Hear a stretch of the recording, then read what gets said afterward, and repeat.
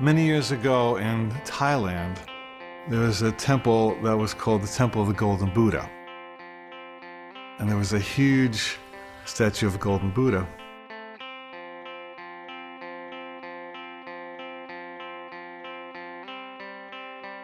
And word came to this village where the monastery was that an army from a neighboring country was about to invade. And they got the brilliant scheme to cover the Golden Buddha, which is quite large, with mud and concrete so that it looked basically like a stone Buddha, and the army would perceive no value in it.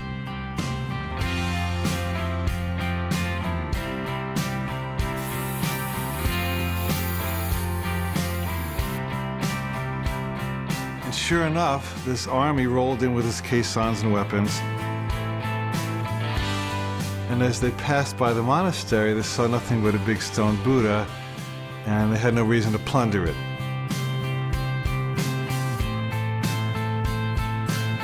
Well, years went by because the army continued to occupy it, until there was a time in the monastery in the village when no one remembered that the Buddha was golden, until one day a young monk was sitting on the Buddha meditating on his knee. And as he got up, a little piece of concrete happened to crack off, and he saw something shiny. He realized there was gold under there. And so he ran to his fellow monks and said, "The Buddha's golden, the Buddha's golden." They all came out and they realized he was telling the truth, and they took their picks and hammers, and eventually they unearthed the golden Buddha.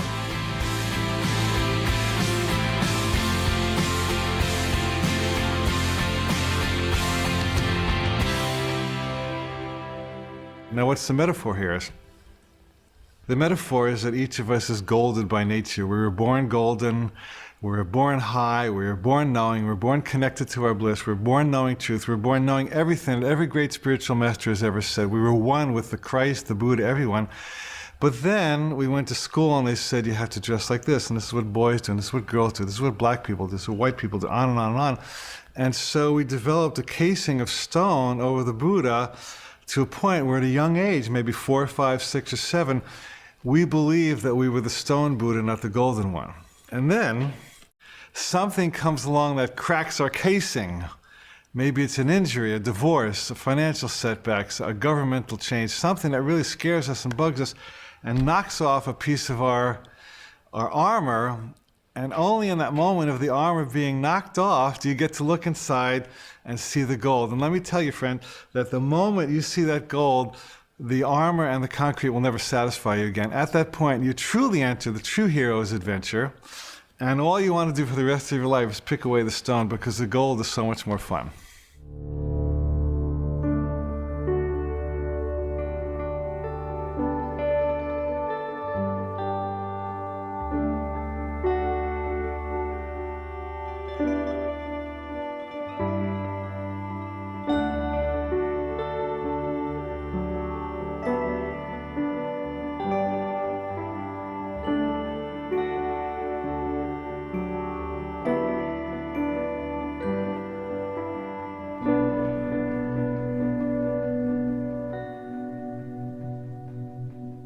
Who is Joseph Campbell and why should we care?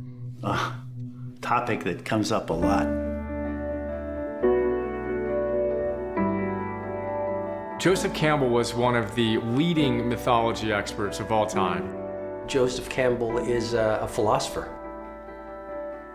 a man who had this ability to see the truth in a world where we've lost sight of that in many ways.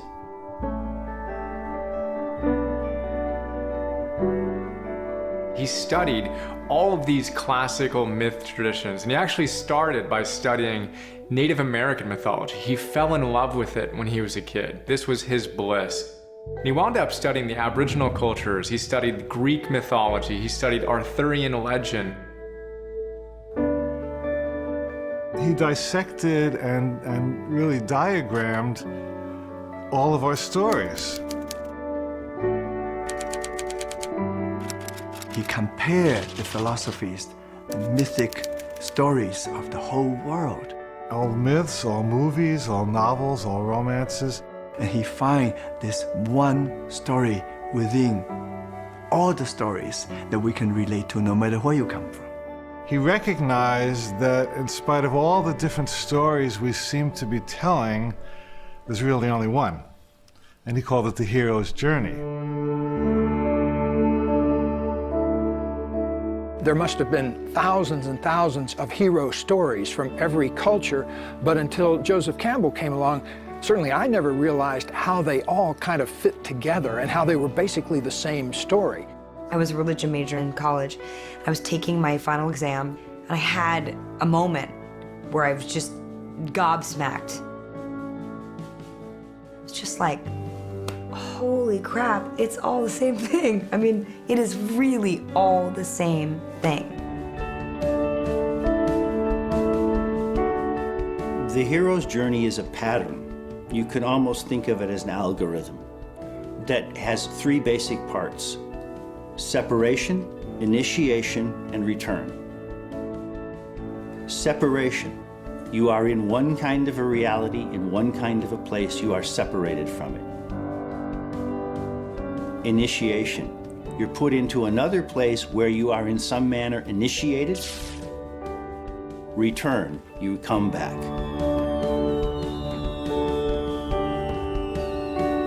A simple version of the hero's journey is, someone starting out in their normal protected world and then getting a call to adventure. The call to adventure.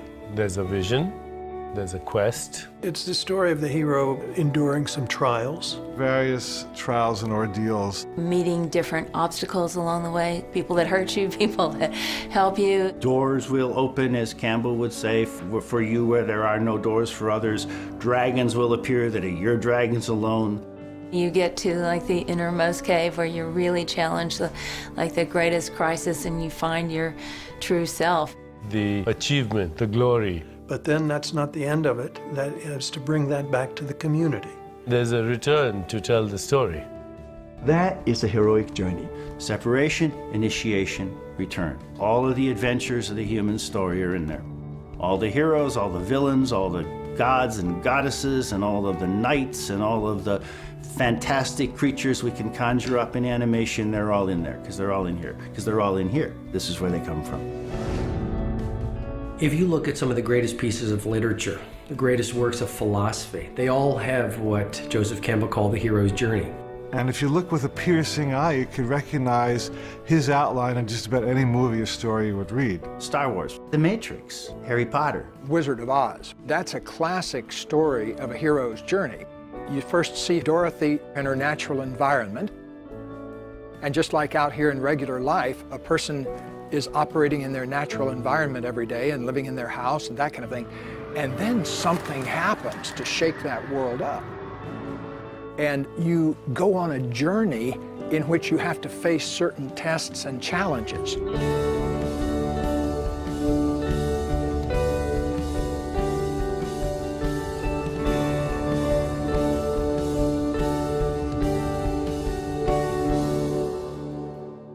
Storytelling is typically about people learning something.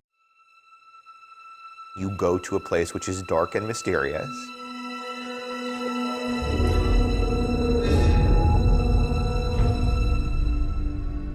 You are faced with yourself. There is a relationship between facing fear and this kind of soul gain. You acquire a quality, a hidden strength, a value. Moments where somebody is tested, somebody moves to a place where it feels like a crisis point, and then they are restored, redeemed, made better through that trial. And we call them heroes.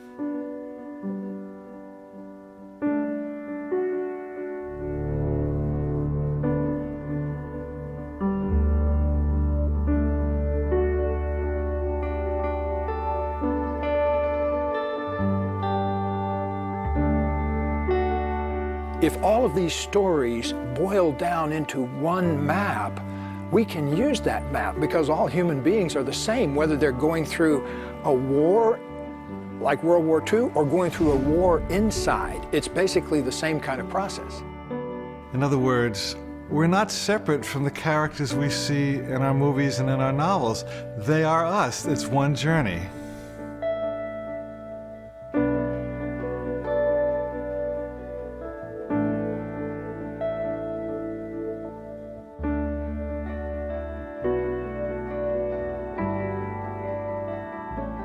The whole idea of hero's journey, a journey of life, clear patterns to guide you through. You're born, you have a childhood, you have adolescence, and you try to find a place for you to become an adult. And you go through adventures. You struggle with your inner conflicts. And finally, you become a hero. You slay the dragons. You succeed in conquering all the demons, and you step over thresholds. And finally, you have arrived. We get old, we die, but within this short span, we have to have some meaning, some reason for this existence. It doesn't have to be high and mighty and fantastic. You can have a very simple life, still go through the similar pattern.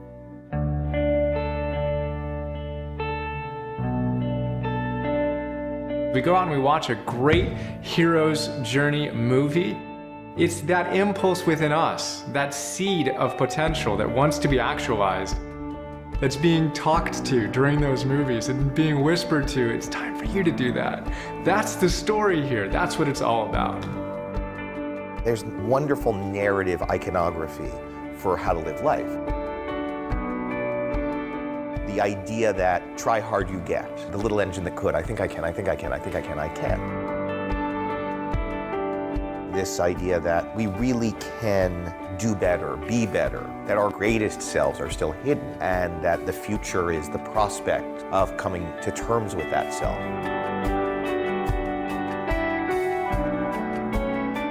Dorothy had to confront her inner barriers. And so the journey she went on was not just a journey to find out how to deal with the Wicked Witch of the West. It was how to deal with her own inner resources, how to claim her own inner resources.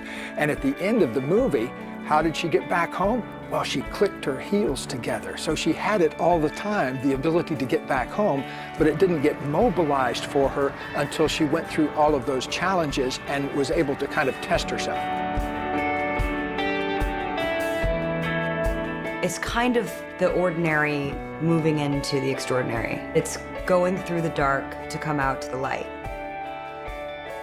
Going from an unsatisfying life to a satisfying life by pushing through the scariest things you could imagine.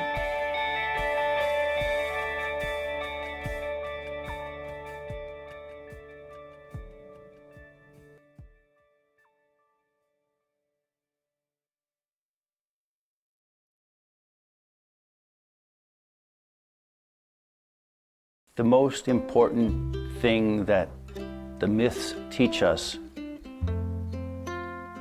is to go beyond what we perceive as the limits of our possibility.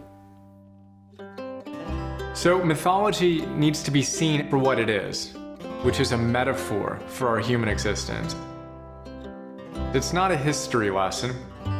It's a metaphor for life and for universal experiences. A lot of people read the myths and they say, well, that refers to something historical, the creation of the world or something like that. But Joe didn't think that. He thought that it's really a narrative about the psyche, what Jung called the self. The problem is that many of us are metaphorically impaired. We don't realize that this thing that they're talking about is actually a metaphor for a transformation process.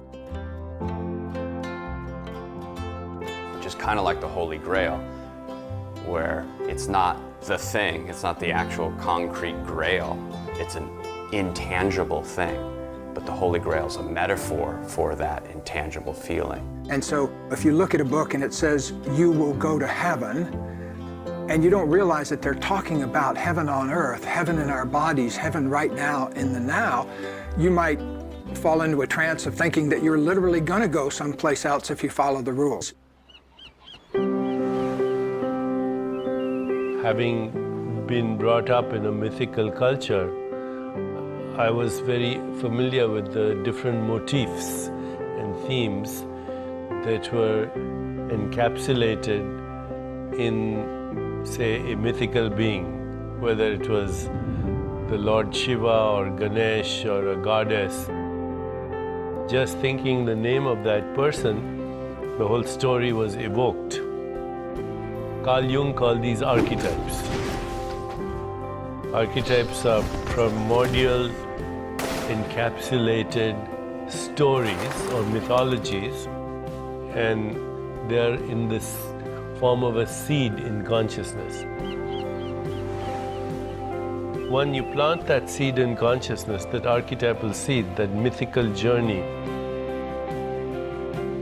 then that seed starts to sprout. And as it sprouts, the patterning forces create the situations, circumstances, events, and relationships for the unfolding of the story. It's better to have a story to look through at life than an explanation. The reason for that is the story is richer. I say select 2 or 3 heroes and heroines, either in mythology or religion or history, and then ask these mythical beings to incarnate through you. And then don't be surprised when you see situations, circumstances, coincidences, synchronicities, relationships suddenly show up that actually are part of the story that you have been seeking to express.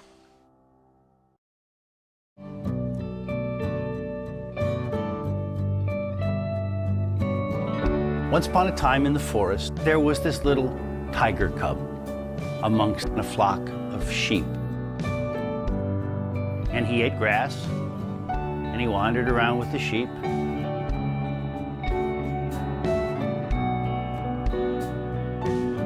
And when he tried to say anything, all that came out was a sort of little meow, not much of a roar.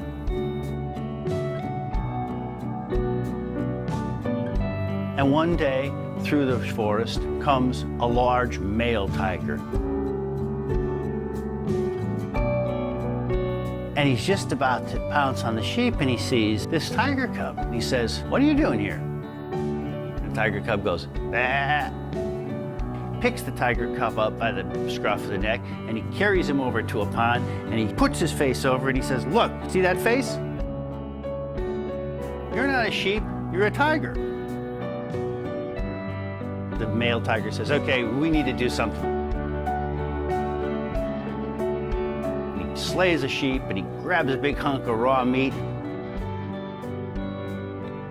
and he shoves it in the little tiger's mouth.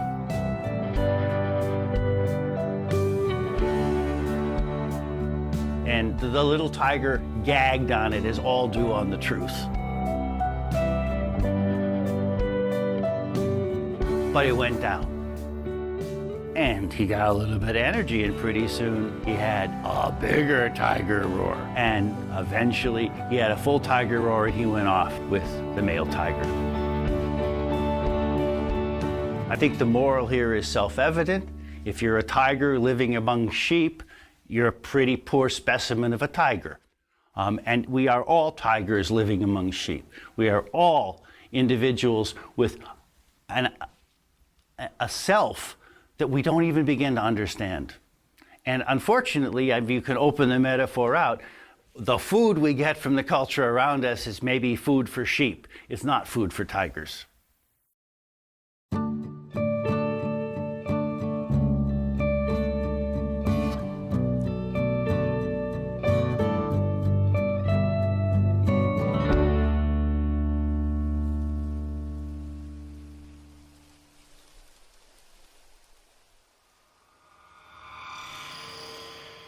Have to catch at least the spark of what your life is going to be, or you may spend those dreary decades in corporate America climbing the ladder only to discover it's against the wrong wall.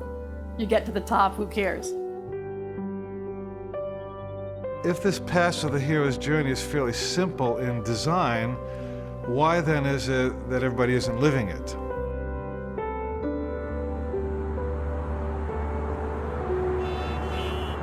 Well, the answer is that most people on the planet live under a kind of a mass hypnosis.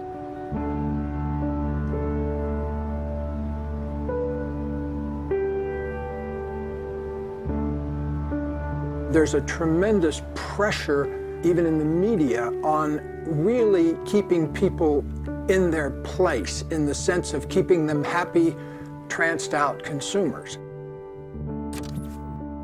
It's a trance of comfort. It's a trance of not sticking your head up above the crowd very much. That keeps the enterprise going. Most people think it's a luxury and a great privilege to stay home and look at their 800-inch television. If you just space out, you're not developing. We're stimulated by some images and some loud noise. It's about collecting things and stuff and making a lot of money and doing a lot of things, and it's impossible to enjoy that because you end up on that treadmill and you can't get off. And so most people, unfortunately, because they are so victimized by the environment, they have no time to think or be themselves. They become bundles of conditioned reflexes and nerves that are constantly being triggered by people and circumstance into very predictable outcomes and predictable patterns of behavior. There's no creativity.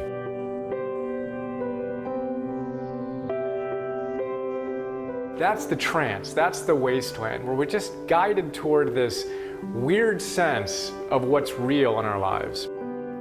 And those ideas that are imposed on us from the outside about what we should and should not do.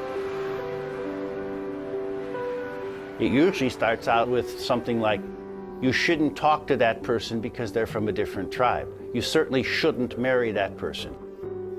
You should go to this school, you should have a certain type of car, you should live in a certain type of house, you should have a certain number of kids by this type of age. Should. What I experienced in my own life was I gotta have the degree from this university, I've gotta have this advanced degree from this university, preferably either a law degree or a medical degree or something to that effect. Some letters after my name which would say that I have a stamp of credibility. I can go out and make my 6 figures and society can kind of deem me worthy. I have countless examples of young people who go to college because they expected to go to college, and they study biology because since the time they were 6, they were supposed to be a doctor. It's very difficult for a person who's brought up in this environment of instant gratification, with the media, with advertising, with all the promises of instant gratification by buying something, for example, or having a certain level of affluence, that you lose contact with this mythical domain, which is actually part of your soul. It's there in everyone. It's their passion, it's their bliss, it's their unique skills, it's their unique ways of expressing themselves, is their song, which if they sing, they could do anything.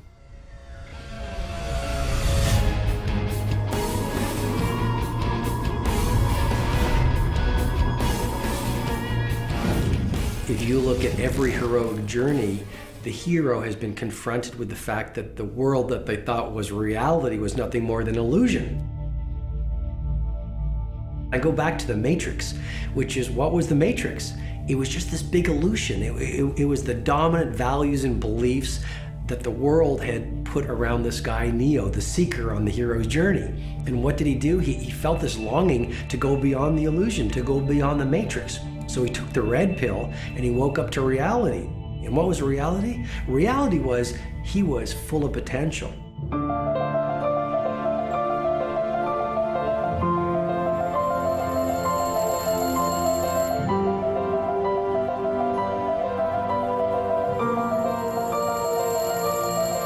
Separation begins with what we call the call to adventure. Campbell tells us there's literally almost a phone ringing. It's like the universe, the divine, God, whatever you want to call it, literally dialing you up and ringing and giving you a call, asking you to step out and to live your journey. Something breaks into your quotidian reality and makes it impossible for you to continue. Well, you can hang up the phone, you can run away, but it'll keep coming back until you finally answer the call.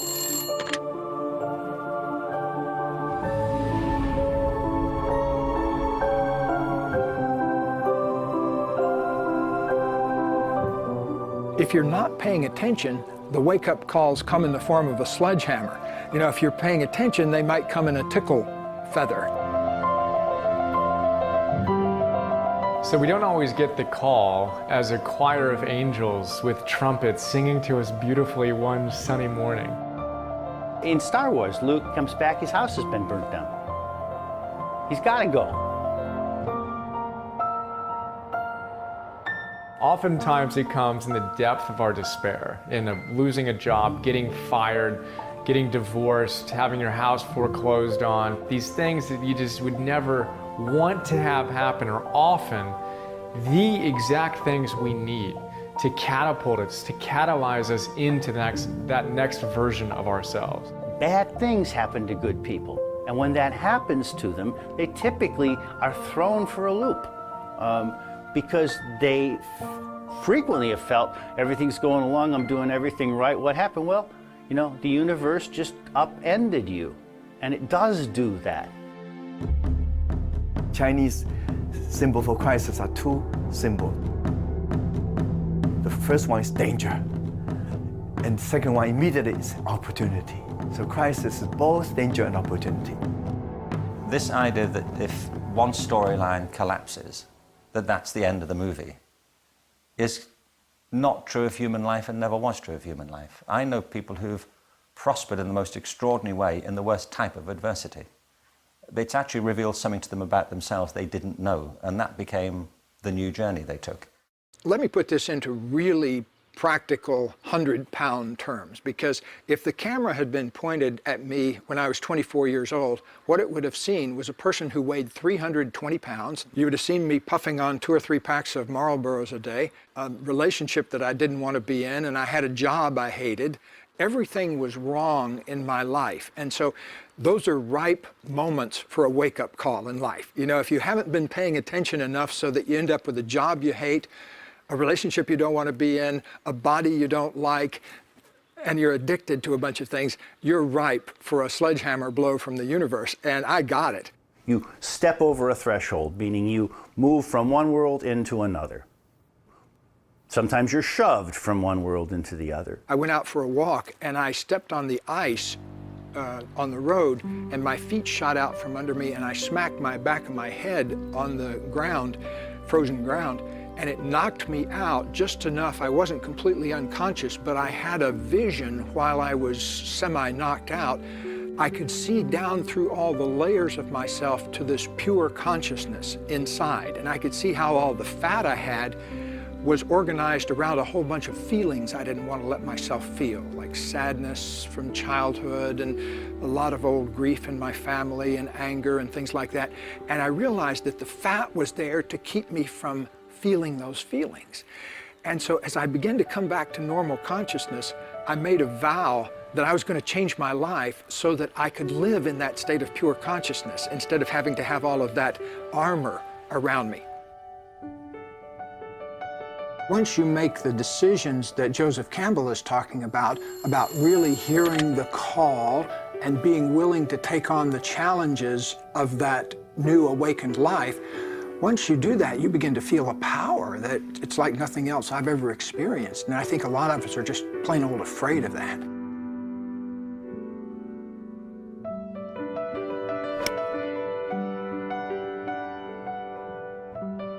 I tend to think that people wake up to the fact that they're the hero of their own life when they get tired of being the victim of their own life. At the point that that you say enough, I don't want to listen to my parents anymore. I have had it with my boss. I'm really having problems perhaps with the sermon I'm being taught. You can either surrender to victimhood, and a lot of people do, or you can surrender to a fundamentalism. You can basically give your responsibility to someone else and say, tell me what to do and I'll do it. Or you can say, I have a choice here and I'm responsible. Now, what does it mean to be the hero of your own life? It means to be responsible for your own adventure.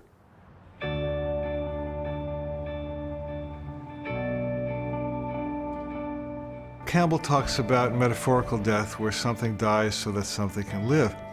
And in every hero's journey, there's some death moment where some old has to go and some new has to stay. He quotes Nietzsche, and he says that the snake that cannot shed its skin must perish.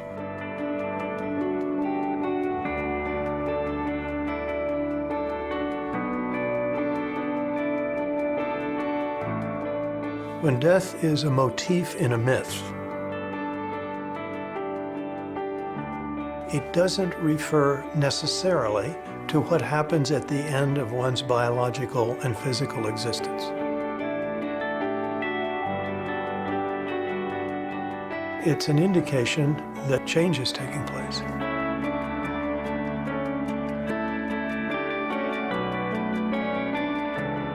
I went through that process when I stopped being a tribal administrator and started becoming a writer. I put that aspect of myself away. It was valuable and I learned a lot and I draw on it, but it enabled me to go on. No death, no life. No death, no transformation. No death, no change. I said, okay, I don't want that anymore. I want this. Put that away, made myself into something else. In essence, resurrected into being a writer.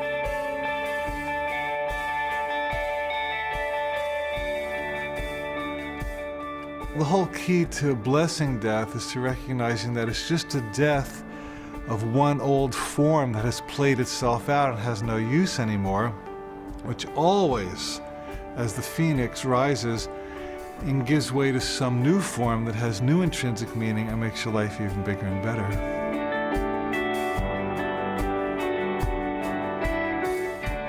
If you want to have new birth, new revelation, new insight into life as you grow as a human being, you will learn to keep dying.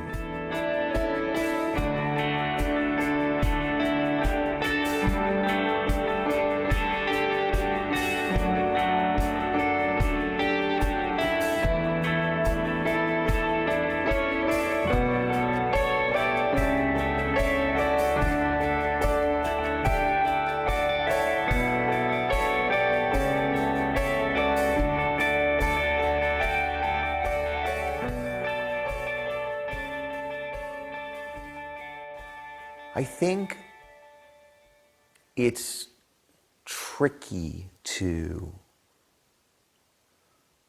afford a proof. I think there are proofs in our lives. I think the proofs exist in our ability to transcend the worst things that have happened to us. My proof is I was abused as a little boy, and not something I chat about typically, but in this context, it was the worst thing ever, you know, and it went on for a very long time, and I was very young. And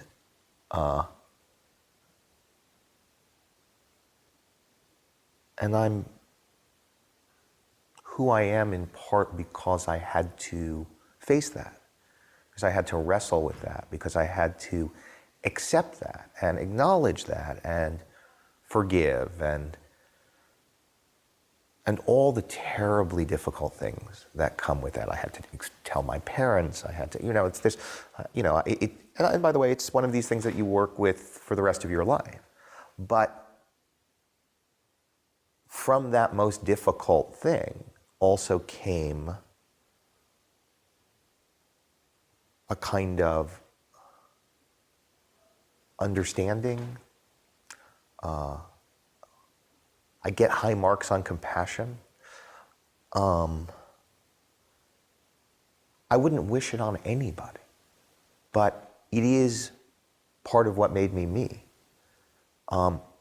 So the truth is, it's not what happens to us, it's what we do with it.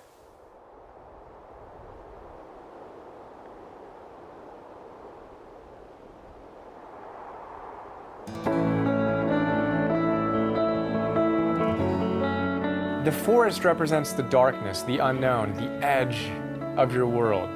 And it takes the courage of a hero to go into that forest. The people in your community don't understand why you want to go into that forest. And in fact, they're pulling you back, asking you, why can't you be happy with what you have here? But there's this urge that exists within the hero to go and explore. Joseph often used the Knights of the Round Table when they behold the golden chalice. There's a story with King Arthur and his knights. After the knights have seen the Grail and decide to go forward on a quest, they made a vow. They decided that the knightly thing to do, the noble thing to do as individuals seeking their own in the collective, was to go in to the forest at their own points. each knight enters the forest where it was darkest and there was no path. They cannot follow other people. They have to go in, find their own entry into the dark forest. And Campbell makes it really clear. If you go into the forest where there's already a trail, that's the one sure sign that you're not on your path. Because if they follow somebody else's entry, it's somebody else's path. That's not going into the forest. That's not initiation. You need to find your own path, and that kind of comes from that impulse within to go out and really discover who you are beyond just the narrow confines of how you've been conditioned, what you've been told to do, and go out and explore for yourself what your truth is and how you can go out and rock it.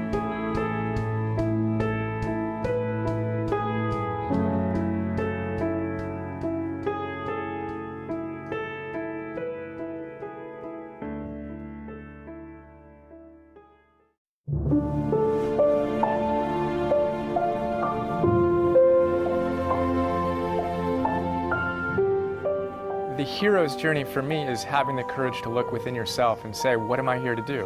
What am I most passionate about in my life? What are my greatest gifts? How do I give them to the world? And Joseph Campbell captured it with the phrase, follow your bliss.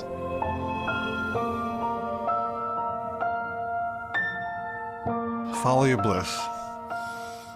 I don't think more profound teachings have ever been given than this one. Follow your bliss means listening to your heart and following your truth. There's something specific about the word bliss. It's not ecstasy.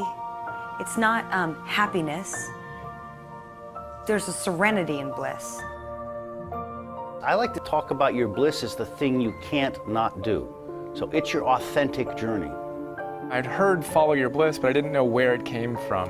And what's cool is that it's grounded in deep Hindu spirituality and philosophy, and it comes from the Upanishads. There were 3 launching points into enlightenment: Sat, Chit, and Ananda.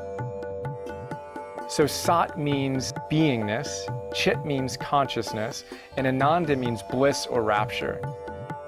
Joseph Campbell said to himself, I don't really know what my beingness is. If I'm honest with myself, I don't really know what my consciousness is, but I do know what my bliss is.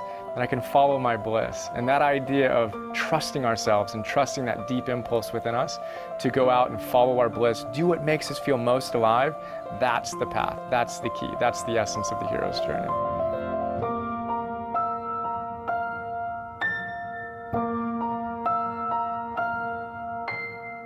Follow your bliss does not mean get addicted to pleasure. It's more than just something that you wish for. It doesn't mean escapism. It doesn't mean hedonism. It doesn't mean selfishness.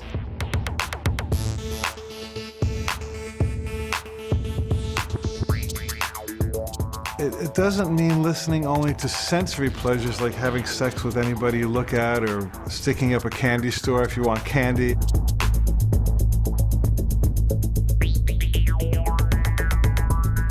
Don't follow what other people think is your bliss. Don't follow your wallet, follow the thing that's presenting itself as your most serene and fulfilling state. Sometimes it's difficult to let go of that inner resistor and just say, okay, I accept the possibilities of the present. I will follow my bliss. I will listen to the call of spirit. That's a very big deal.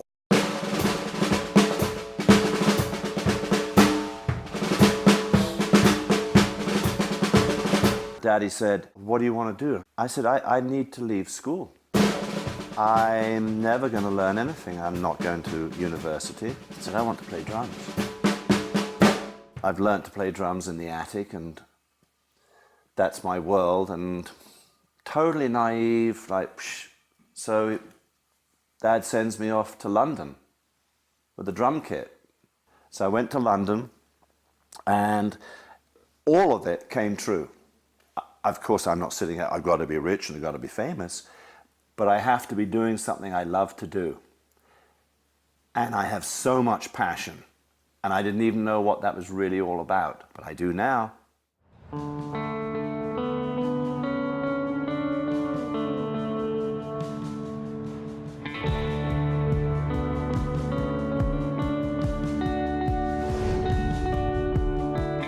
How do we find our bliss? This is what everybody is asking.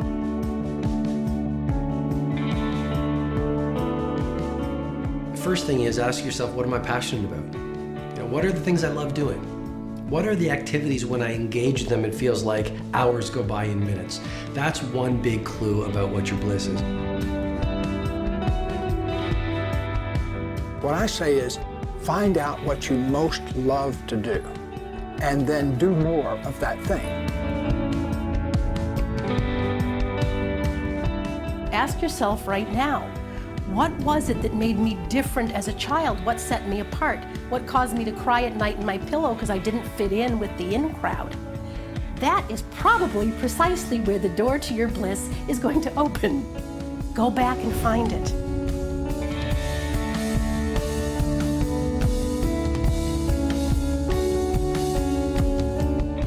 Let's say you never had to think about money, and you never had to think about time. You had all the money in the world and all the time in the world. How would you express yourself, and how would that benefit the ecosystem, the larger web of being? We have to find a way of reflecting on those experiences we've had that engaged us and where we became lost and totally absorbed in them. So, for some people, a way to do that might be to write these things down. Others don't think like that. They don't like to use words all the time, so maybe collect some images, cut some images from magazines, collect music that's always inspired you. But some way to bypass that outer barrier to your own sense of energy. It's not about being successful. It's not about feeding your family. Write some bad poetry. Do something that gives you that moment. You can write in a journal, because writing in a journal is a conversation you have with yourself. You can get to know your gifts, your talents, your weaknesses, your hopes, your dreams, your lessons.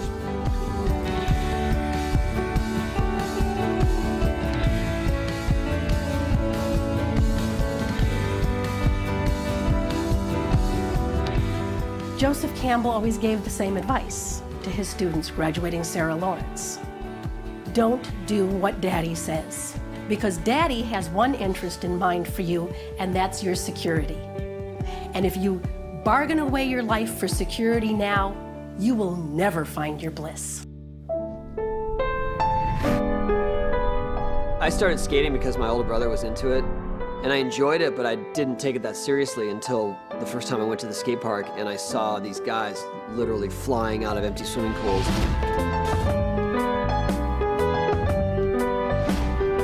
I got so excited that that was even possible as a person to be, to be flying in the air with a skateboard in your hand. Once I saw what was possible and what you could do with this thing that I had come to enjoy, I had to keep going. I mean, I just wanted to fly.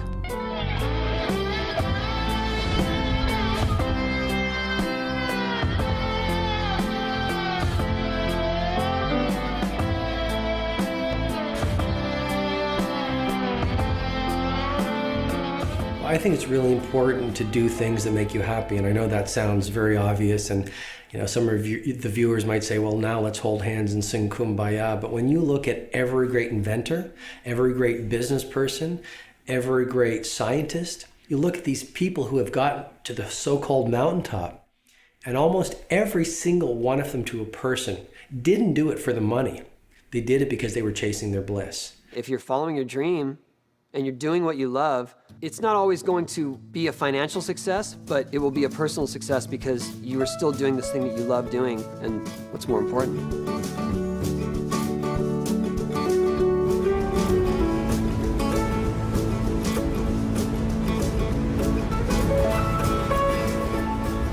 I would describe my discovery of surfing exposure. I was just watching surfers and watching what they were doing and what surfing was all about and the routes that they were taking and the ways they were doing it. I think I knew subconsciously before I knew consciously. I think I knew that I was going to do something in surfing. I knew that surfing was going to be a big part of my life, so I wanted to absorb all the information I could.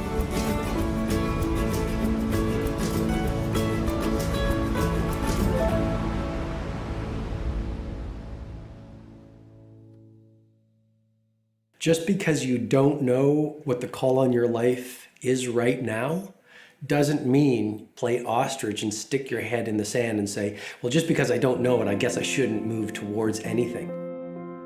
The very fact that you're looking for your bliss means that you're in the process of getting to your bliss. I mean, part of life and part of the whole journey is exploration. Human resources are often buried very deep. We don't know they're there. And we don't know they're there often because we don't look for them. We don't take the journey. Some people found them, and many people have not found them. And because they've not found their talents, they think they don't have any. I believe passionately that we all have deep talents. Go looking. Try things you've never done before. If there are things you wish you'd done, but you never did, well, why didn't you? Go and do it. Try. If you always go the same route to work, take some different route. If there are people you never speak to, go and speak to them. At least put yourself out there. But don't anticipate what you'll find. Put yourself in uncomfortable situations at least every 7 days. If at least every 7 days people aren't laughing at you or scratching their heads, wondering why you're dreaming so big or doing what you're doing or have such a fierce resolve to achieving your goals, then I don't think you're stretching enough. And ultimately, we grow the most through the things that stretch us the most.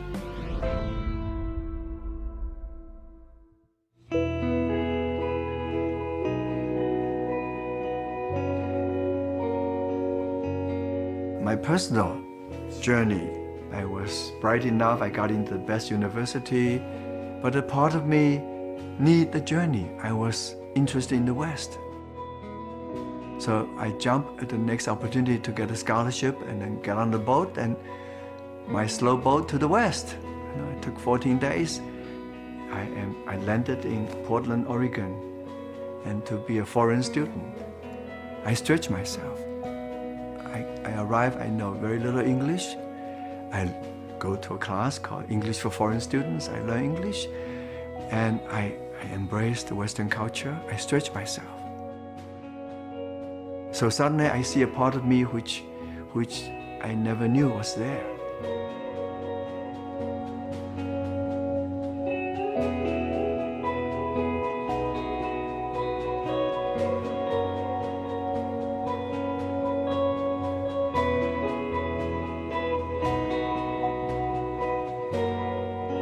One of Joe's most beloved quotes about bliss is that when you follow your bliss, the universe will open doors where there were only walls. It's a wonderful image. And in fact, a lot of people's experience is so like this. You feel like you're beating your head against a brick wall. And then suddenly you shift just a tad, and lo and behold, there's a passage that opens up.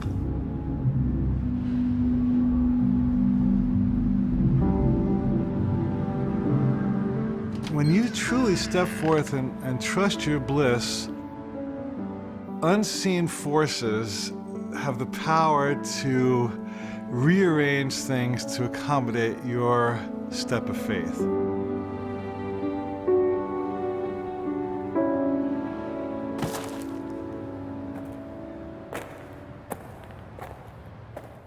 I took that Robert McKee course, and I thought, well, that's not that hard. And I wrote a screenplay, and I sent it to a friend of mine who was somebody's assistant who left it on his desk, and some other agent wandered by and picked it up and read it and said, oh, this is good. And so then my friend went, oh shit, and he ran to his boss and he said, you should read this because that guy over there who's a junior agent liked it, and his boss was a senior agent, and then I got a phone call. And it was fantastic. It was the greatest thing ever. And so it seems like I sold the first screenplay I ever wrote. But the truth is, I kept writing till I got lucky. If I stopped writing, I would never have gotten lucky. There was no luck coming to my house going, hey, here's a book deal. Hey, we want to buy that screenplay that you haven't written. You know, you just keep doing it, and eventually you're likely to get lucky. Why do most people not follow their bliss? One word, fear, right? We're literally overwhelmed by fear, and primarily we're overwhelmed by the fear of what other people will think of us. Campbell says that what will they think of me must be put aside for bliss. One of the biggest inhibitors to following our bliss is what will they think of me? Am I going to look like an idiot if I follow my bliss and I fail? Am I going to look like a fool? All these different questions come into our mind. Your friends and family, who can be very well-meaning, but really will collude with you to create a story that it's hard for you to get out of. For example, don't do music, you won't be a musician. There's no point trying to be a dancer because you'll never make a living doing that. I think that's the first step to the journey. They're the demons we often have to face down. We are each our own greatest inhibitors. And so people can say, oh yeah, this guy's holding me back, or this situation, but really you're holding yourself back. You're deciding, hey, I don't want to look bad in front of those guys, or I don't want those guys to say some bad things about me, so I'm not going to do that. Who made that decision? You. I'm not going to do that. It means you've decided.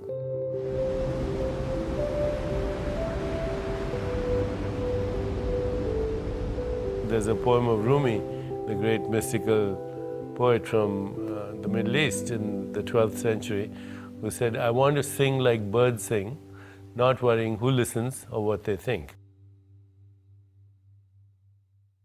But if you can do that, then you can achieve the impossible.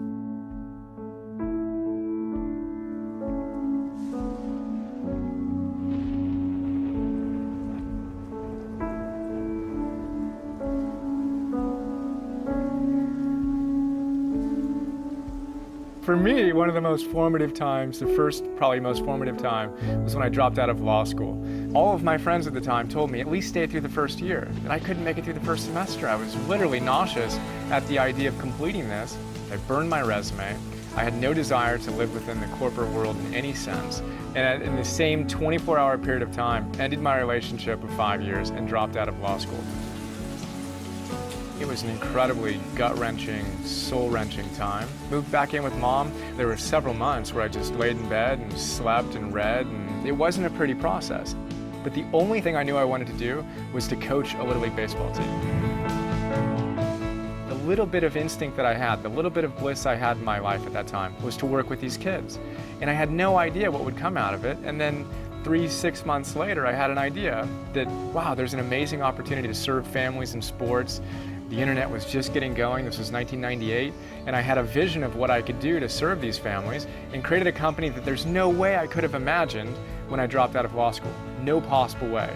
But as it turns out, I started this business. We won the business plan competition at UCLA. We raised $5 million. I hired the CEO of Adidas to be our CEO, and we hired the law firm that I would have wanted to work for before I graduated from law school. So just this beautiful, sense of this is it. This is what happens when we follow our bliss. Magical things happen that we couldn't have imagined when we're going through the tough point of making the decision to take the leap, to go for it, and to make the difference in our lives.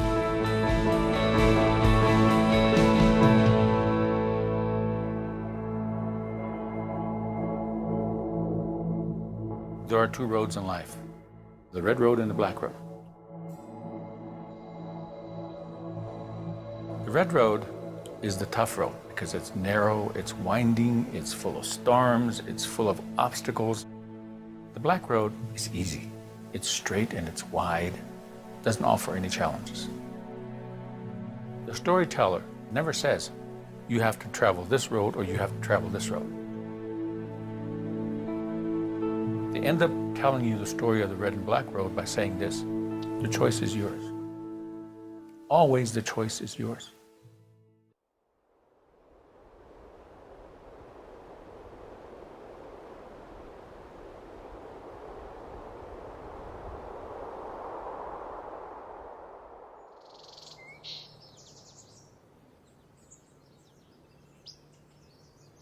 Living this spontaneous life with my father, the bond and the passions that my father shared with me.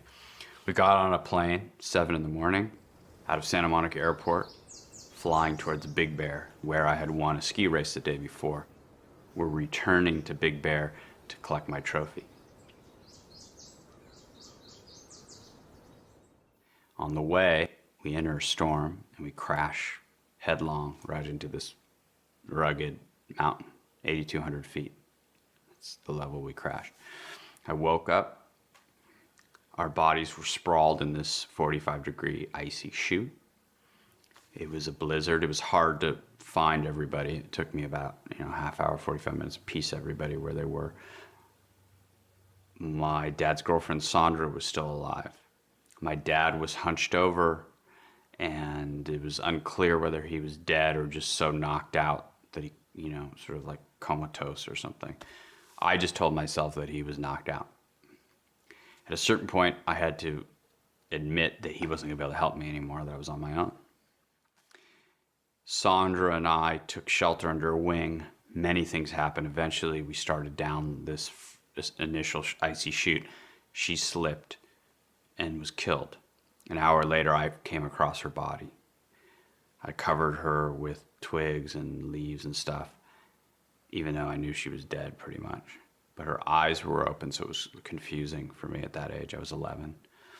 And then I continued down, and varied terrain and all kinds of things happened. I got stuck in snow. I had to get through little creek gulches and broken rock and ice, and I just wanted it to go away. More than anything in the world, I wanted that pain to go away. Now, had I not gone in there and seen that thing I feared the most, I would not have learned to sort of find the gem and the treasure of pain, those answers that were there for me. And had I not faced that pain, had I not gone and stared in the eyes of the thing I feared most, that I wanted to run through most, I would not be here now with this book, which is really, besides having a kid, the most satisfying experience of my life.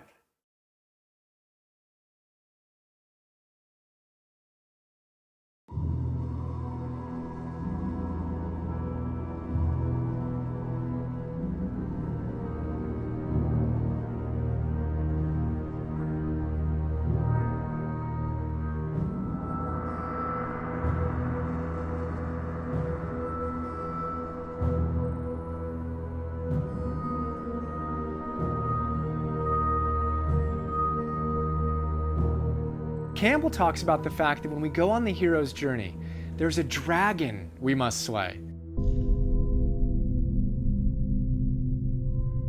Now, a dragon is the most challenging, fierce creature that can ever be created in mythology.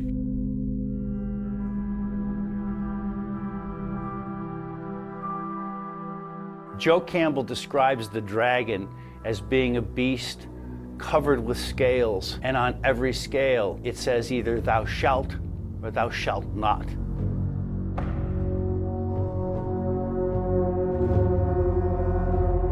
So this beast is a construction of all of the rules, regulations, social obligations, cultural accretions that have made you feel that you either have to or can't do certain things.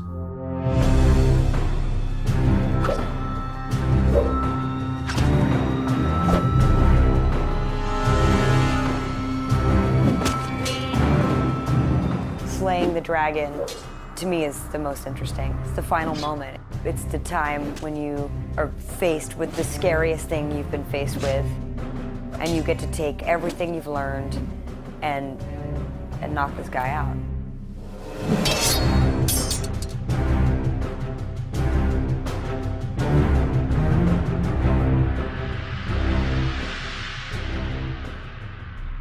If you were to ask me, what's the one thing that keeps people from their mountaintops?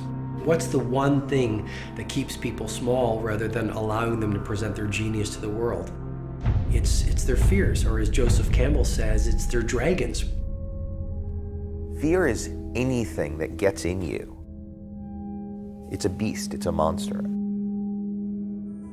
Fear is, what we face every day. We fear that we're going to be rejected, that we're going to be, no one's going to return our phone call, that no one's going to like what we made or what we did or what we said. Fear that is unfaced has a tendency to creep. It moves through your experiences. It starts to toxify your perceptions. You become scared. Love is what we're born with, and fear is what we learn. And I think there's a great truth in that. I remember when I decided I wanted to do a full loop ramp, and I had this idea. I knew it was physically possible. I mean, you do it with Hot Wheels, you can do it with a skateboard, right? And so I presented the idea to my sponsor at the time, and I said, hey, I think I could do this. And they said, that sounds awesome, let's build a ramp. And I designed the ramp. And all this was on paper, and it was my idea, and I'll never forget driving up and seeing it, and this wave of fear just crashed over me, like, oh my, are you serious? Like, I made a loop, I'm really gonna, and I'm the only one that's even volunteering to do it, and at that point I felt like there was so much at stake to not do it. Because at the time, no one was building extravagant ramps. No one really had money to do that kind of thing. And there it was, and I was like, and I just had to sort of internalize and say, okay, you keep telling yourself this is possible, this is the time, we got to make this happen. And little by little I figured it out, but I took some heavy hits that day.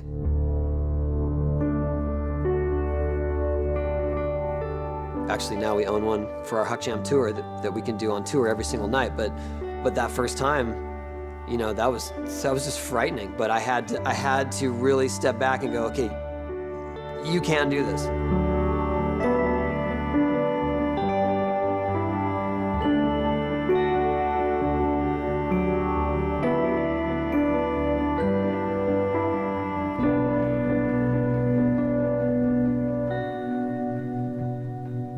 Fear is a very interesting thing. First of all, we need to realize that fear is an inherent part of the human experience.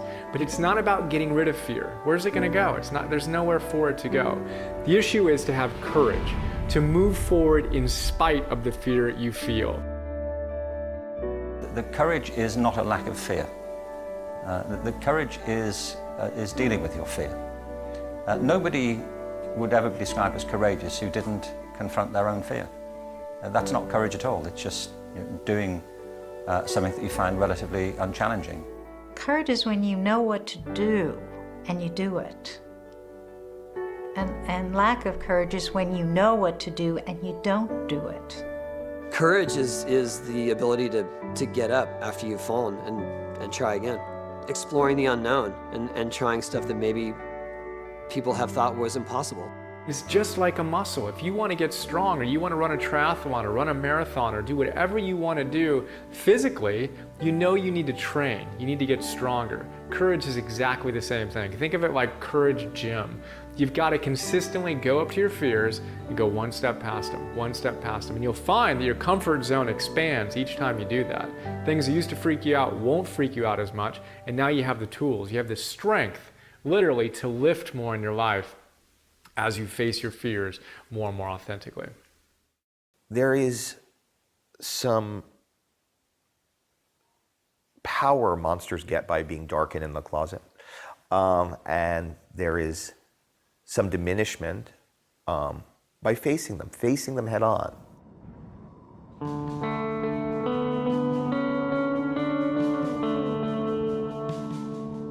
So Joseph Campbell talks about slaying dragons. And what do most of us do in our lives? Whether it's a difficult assignment at work, whether it's a difficult conversation we know we should have with a loved one, whether it's something we're resisting, we leave and run in the opposite direction. Rather than running away, we should go closer to it, because once we can see our fears, the death of the fear becomes certain. Just do the things that scare you. You know, courage is what comes afterward. It is okay to be scared. That shouldn't stop you. It's a healthy warning, but it shouldn't stop you.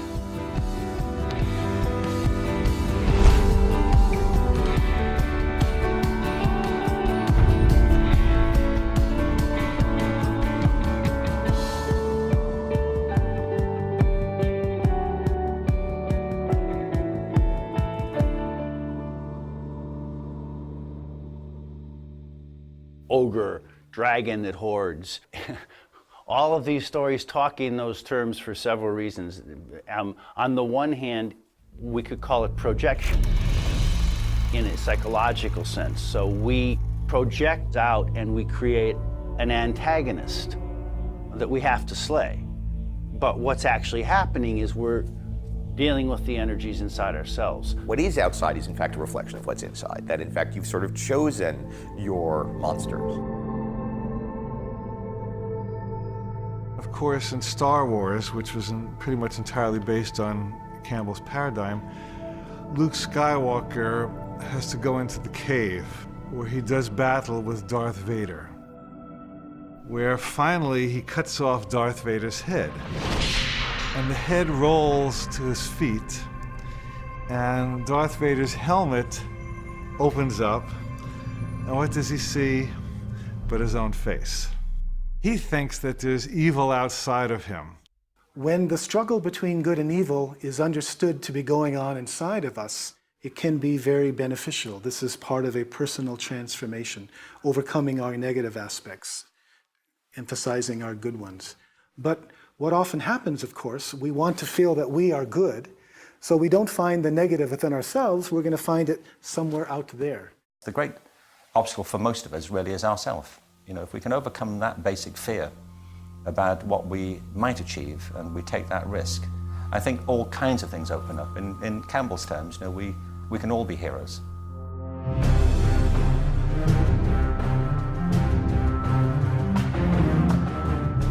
The hero encounters these obstacles and flails at them. And that's how we react when we find ourselves in a situation where we have that kind of cognitive dissonance. How do I get out of it? Well, first thing is you have to surrender. You have to stop fighting it.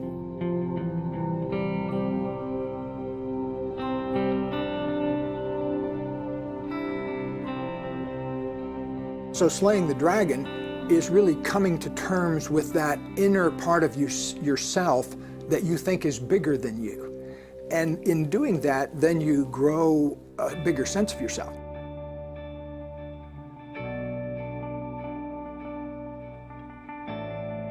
However, I think that it's loving your dragon that's the much more efficient thing to do, and it also feels a lot better.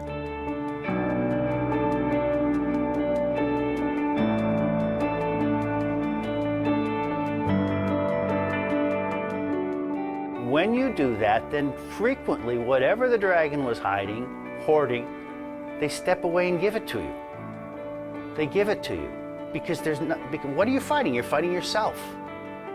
When you stop fighting yourself, then you're no longer engaged in the fight and you're open to what might come to you. There's always a gift in battling demons and overcoming them, because that's what our soul's journey is about. It's about facing fear and growing beyond it. And as we overcome our fears, we gain power.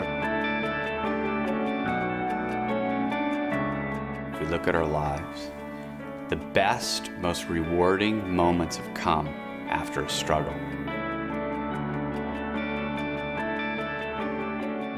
as such, what we do with our lives is what makes us heroes or not. And there's grace in knowing that, and there's a gift in believing that. Every minus is half of a plus waiting for a stroke of vertical awareness. In other words, on one level, it's a negative. Yeah, you had your divorce. Yeah, you had that health challenge. Yeah, you got fired. Okay, we're not arguing that it was not troublesome. But what awareness can you add to it so you get a far bigger picture that helps you master it? At a certain point in the hero's journey, it's going to become about you loving and accepting yourself as you are. That's a powerful moment because that lines you up directly with the universe. Now there's no more war going on inside yourself. And as that gap heals between your unlovable self and your ability to love that unlovable self, you gain an awesome power in life.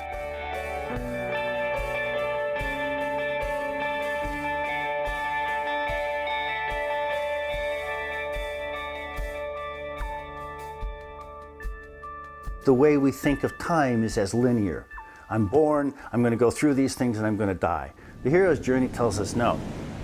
You're going to go here, you're going to have this adventure, and you're going to come back. And guess what? You're going to be right back where you were. Now you're going to go over here and have this adventure, and you come back. You're going to go here, you're going to have this adventure, and you're going to come back. And guess what? You're going to be right back where you were. Now you're going to go over here and have this adventure, and you come back. And guess what? You're right here. What did you bring back?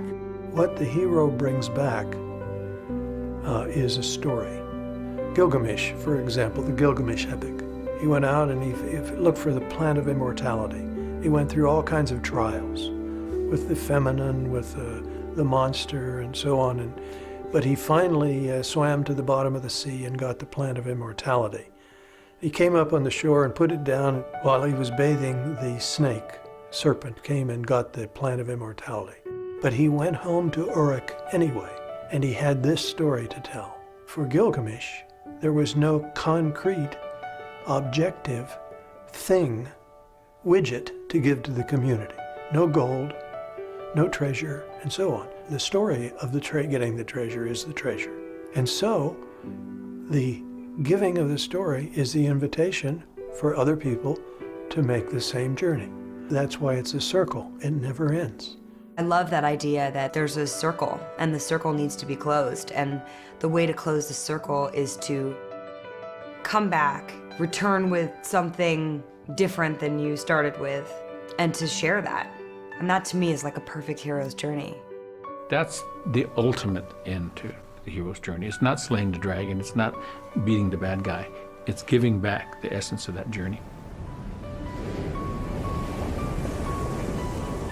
What's life about? How can I make a difference, and who can I make a difference to and for? And then it gets real easy. Hey, can I get a shirt? Oh yeah, here's a shirt. Hey, can I get a board? Yeah, here's a board. Oh, my friend's got an autistic son, he's trying to make a movie and he doesn't have the money. What can we do to finish the movie? Oh, all of a sudden we're doing things that we are gonna do anyway, but then all of a sudden we can make money for him and make him finish the movie. And then all of a sudden it's like, well, let's do that again. That was great.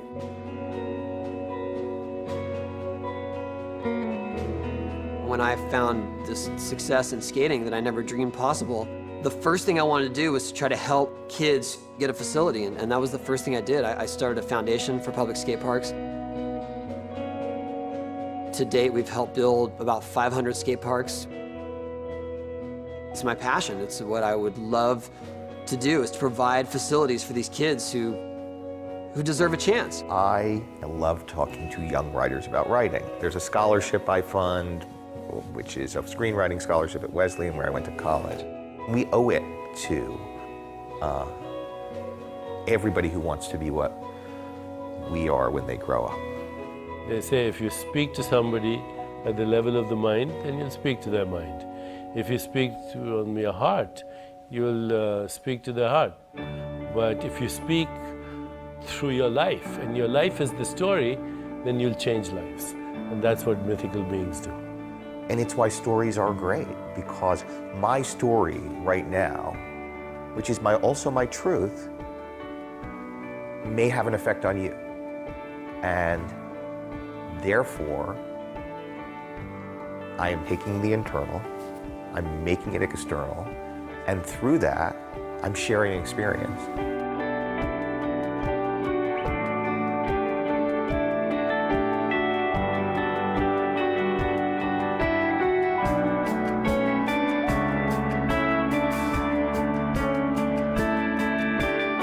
No matter how long you get to live, life is ultimately very short.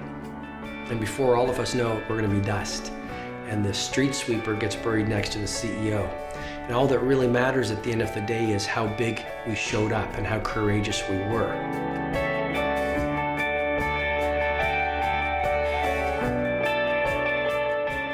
And I think when we are on our deathbeds, what fills our heart with the greatest regret is not all the risks we took and not all the opportunities we seized and not all the times we went out on a limb and looked silly. What fills our heart with regret at the end of our lives are all the risks we didn't take and all the opportunities we didn't seize. And it's really all you got to do to get to the next step. I believe we all have it in us to think to ourselves, I can't give up. That choice to not give up is a story you're telling yourself that makes you feel immortal, that makes you feel like you can overcome anything, that makes you feel transcendent.